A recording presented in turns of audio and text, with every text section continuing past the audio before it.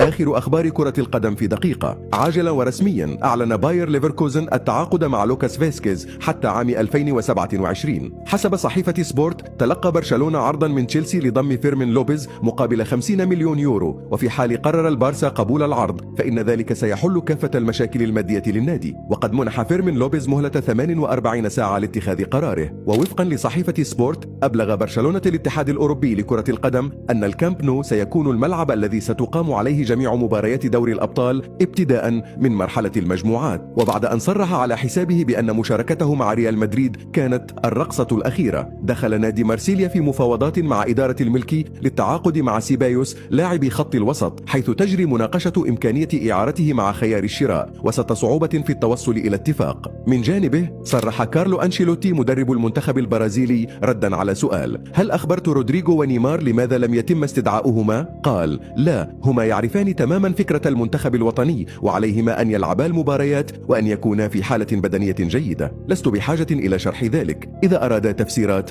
يمكنهما الاتصال بي. رودريغو يملك رقمي ونيمار أيضا. ووفقا لصحيفة الناسيونال، ينظر إلى هاري كين مهاجم بايرن ميونخ على أنه التعاقد المثالي لبرشلونة في صيف 2026 من طرف المدير الرياضي ديكو.